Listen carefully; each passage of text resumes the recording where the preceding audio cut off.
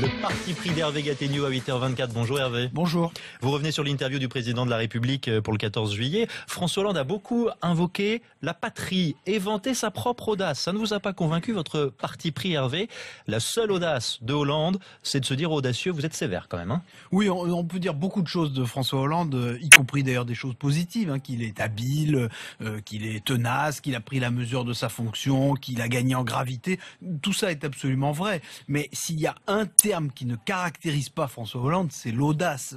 On sait que ça n'a jamais été vraiment son tempérament. Sur ce plan-là, le pouvoir ne l'a pas changé. D'ailleurs, son interview d'hier était tout sauf audacieuse. Il n'a rien annoncé de nouveau. Même pas la loi sur le numérique qui est en chantier en réalité depuis 2013.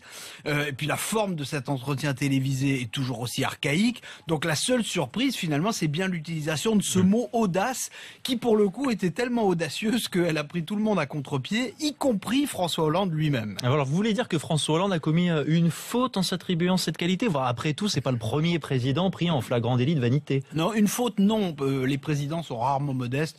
Et d'ailleurs, on le leur pardonne, ça va avec la fonction. Je dirais plutôt une erreur ou un bug, parce que François Hollande avait prévu en fait d'axer toute son intervention sur une qualité totalement différente de l'audace. C'est la capacité à rassurer, à protéger. C'est cette image qu'il travaille depuis les attentats de janvier. Donc, de toute évidence, il voulait profiter hier de la crise grecque et de l'accord sur le nucléaire iranien, de toutes les tensions internationales pour souligner cette impression qu'il a décidé de creuser. Sauf que la question de David Pujadas sur son manque d'audace l'a vexé, on l'a vu à l'image, et il a repris le mot à son compte, et c'est cette incongruité finalement que tout le monde a retenu. Le résultat, c'est que François Hollande comptait se régaler avec les sujets régaliens, et finalement c'est l'audace qui a fait de l'audience. L'autre moment qu'on a retenu Hervé, c'est quand François Hollande a redit, il a répété qu'il ne serait pas candidat en 2017 si le chômage n'a pas diminué. Est-ce que vous le croyez?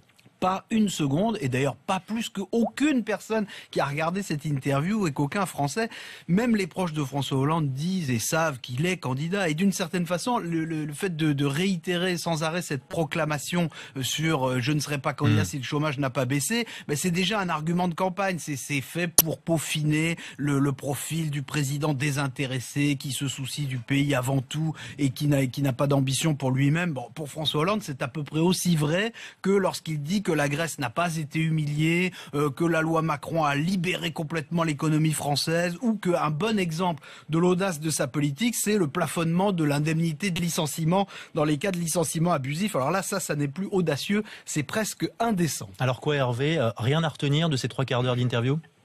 Rien de plus que les années précédentes. Alors peut-être un signe politique quand même. Manuel Valls a vocation à rester à Matignon jusqu'en 2017.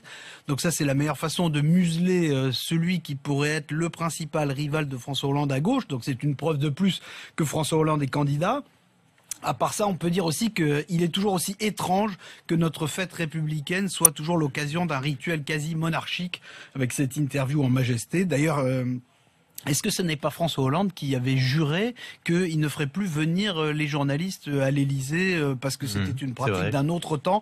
Alors disons qu'on veut bien lui pardonner ce parjure s'il prend une décision vraiment audacieuse, 14 juillet ou pas, plus d'interviews quand le président n'a rien à dire.